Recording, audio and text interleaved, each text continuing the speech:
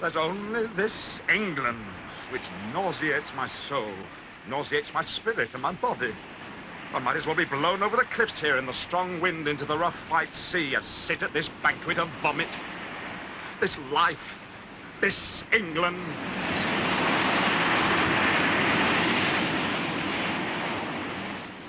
Those are the words of D.H. Lawrence, one of the greatest and most popular novelists of the 20th century. They were written in the First World War when he was marooned in Cornwall, unable to leave this country, married to a wife whose cousin was a fighter ace in the German Air Force, thought of as a spy and tracked down as such, poor, despised by many in the London literary scene who'd once taken him on, refused by many publishers, angry and furious and fearful for the country that in a profound way he loved. He saw himself to some extent as the visionary, the man of instinct and profound philosophy for life, who would heal this country, who would bring it back to its real, deep, instinctual senses. 100 years ago, D.H. Lawrence was born here in Eastwood, in Nottinghamshire, in this street, in that house.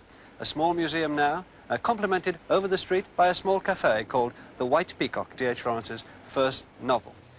To mark the centenary of Lawrence's birth, we've asked the novelist Anthony Burgess to do an essay on Lawrence as an outsider, as the man who was an exile in his own country and then roved the world trying to find a way to bring his own country back from these dark satanic mills and streets in which he himself had been brought up, back to some sense of life and urgency which, oddly enough, he found underground among the miners who'd worked under these hills, and most of all outside in the countryside which waved and beached up against this small town in Nottinghamshire where our story, as Lawrence's, begins.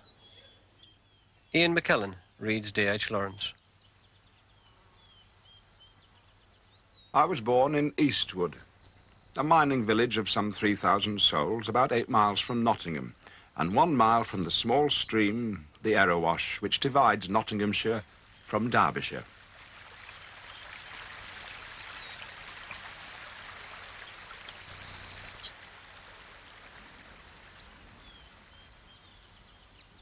It is hilly country, looking northeast towards Mansfield and the Sherwood Forest district. To me, as a child and a young man, it was still the old England of the forest and agricultural past. There were no motor cars. The mines were, in a sense, an accident in the landscape. Robin Hood and his merry men were not very far away.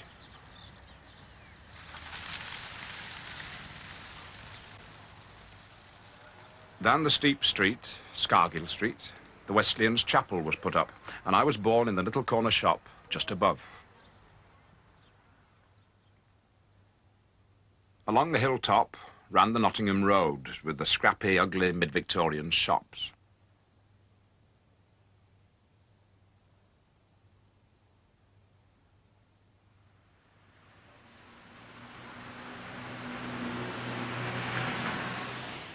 The little marketplace with a superb outlook ended the village on the Derbyshire side and was just here left bare with the sun in on one side.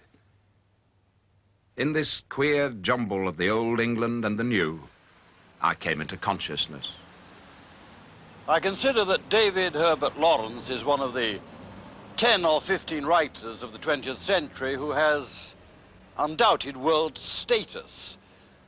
But there's a paradox connected sometimes with great art. It seems as though a universality of vision, a universality of appeal, is dependent on a kind of regional narrowness. James Joyce turned Dublin into the Eternal City. Thomas Hardy converted Dorset into the whole howling, hostile universe. What did Lawrence do with Eastwood? I don't think I'd have come here in this centennial year to this small Midland town if I weren't convinced in a sense that Lawrence's great prophetic vision, his great prophetic powers, did spring out of a certain provincial narrowness. In other words, what did Lawrence make of Eastwood? And for that matter, what does Eastwood, 100 years after his birth, make of Lawrence? Let's find out. Apparently not much.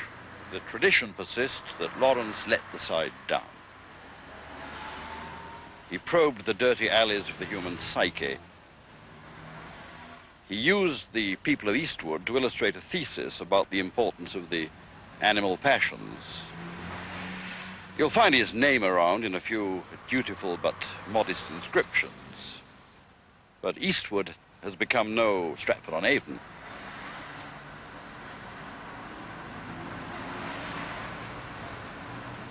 This isn't Lawrence Town. True, there's a Lawrence Museum. This is looked after by a lady named Enid Goodband, who, against a certain amount of opposition, has devoted a great deal of her life to this museum and to Lawrence himself.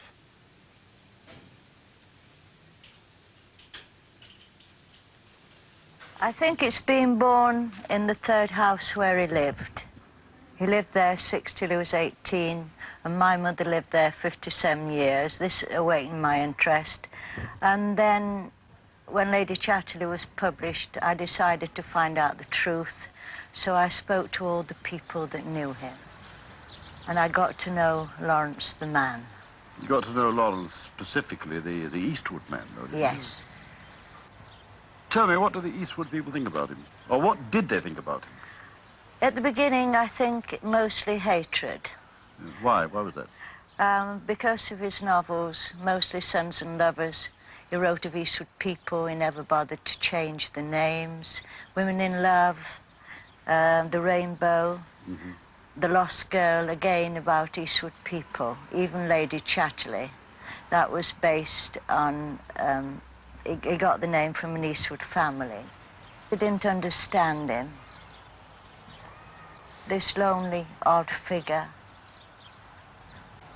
As a child, of course, he was called Mardy because he didn't play with the boys, a very slim child. What did he think about his father? Well, I think underlying in Sons and Lovers, he did secretly admire him. And he said later on, of course, if I could write this book again, I would write quite differently about my father. But there was so much bitterness, so much hatred, so many rows. I don't think it was right. She should have turned the children against the father. Against the father, yeah. But I've heard that even now in some of the pubs, they talk about what a good man the father was and what a bad lad Bert Lawrence was. Is that true? Oh, definitely. A few years ago, if you went into the local pub, the Three Tons, which was the Moon and Stars, they'd say, well, the father were worth 10 of the son.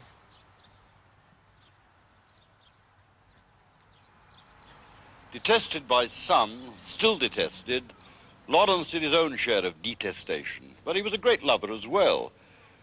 This town, Eastwood, was a place to get out of, with all its smugness, its hypocrisy, its brutality, its sanctimoniousness. But it was also a way into a bigger world. If you like, it was a dirty little port from which Lawrence could sail into nature. Nature got into his novels from the very beginning. Nature as the cyclical process of life, nature harnessed to farming. Nature got into his books out of Eastwood.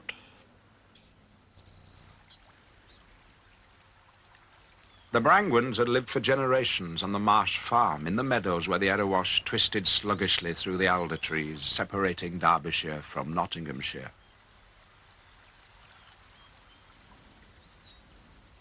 Living on rich land, on their own land, near to a growing town, they'd forgotten what it was to be in straitened circumstances. Heaven and earth was teeming around them, and how should this cease? They knew the intercourse between heaven and earth, sunshine drawn into the breast and bowels, feeling the pulse and the body of the soil that opened to the furrow for the grain and became smooth and supple after their ploughing. The young corn waved and was silken, and the lustre slid along the limbs of the men who saw it. They took the udder of the cows yielded milk, and the pulse against the hands of the men, the pulse of the blood of the teats of the cows beat into the pulse of the hands of the men. It was enough for them that the earth heaved and opened its furrow to them, that the wind blew to dry the wet wheat and set the young ears of corn wheeling freshly round about. So much warmth, birth and generating, and pain and death did they know in their blood, earth and sky and beast and green plants, that they lived full and surcharged, their senses full fed, their faces always turned to the heat of the blood, staring into the sun, dazed with looking towards the source of generation, unable to turn round. At this point, we literally reach the limits of our investigation. Lawrence wrote a novel during the First World War called Women in Love, and in this novel there's a character named Gerald Critch, wealthy, mixed-up mine owner, and he's based on a member of the family that owned this land in Lawrence's day and still owns it. The family resented this portraiture in Lawrence's novel, and they still resent it. The hatred, the disgust go on. We cannot get onto this land.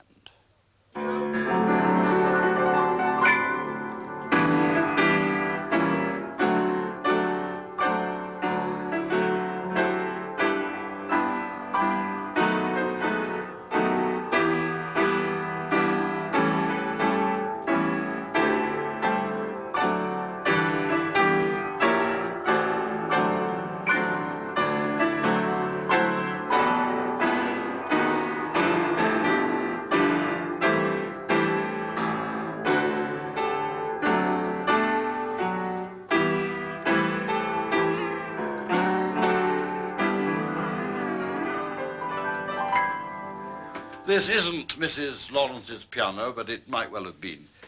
It stands, in a sense, for her middle-class ambitions. The lace curtains in the front room, the rosewood cottage piano, gentility. She was a cut above her husband. She spoke posh.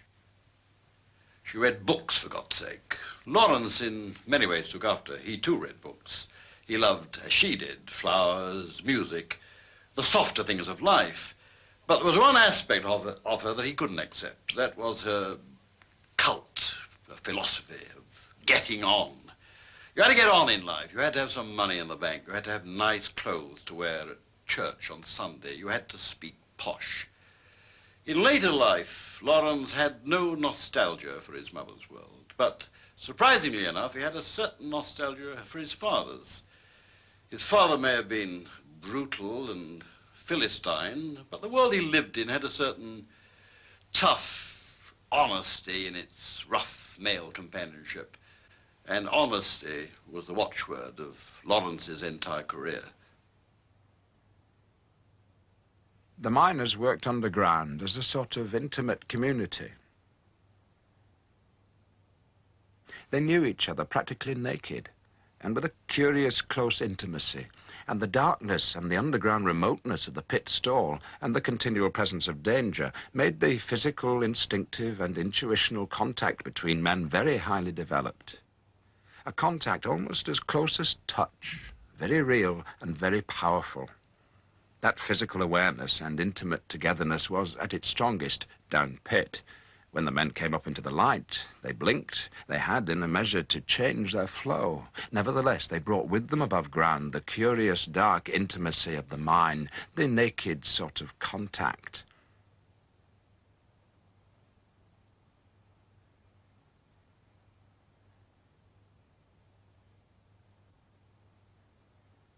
And if I think of my childhood, it is always as if there was a lustrous sort of inner darkness like the gloss of coal in which we moved and had our real being.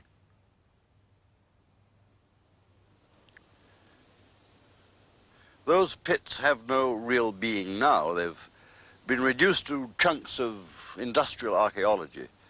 But it's useful to look at this remnant of the tandem headgear today, because the rectangular regularity of it, the rational, logical shape of it is totally un-Lawrentian. It's the kind of thing that Lawrence revolted against.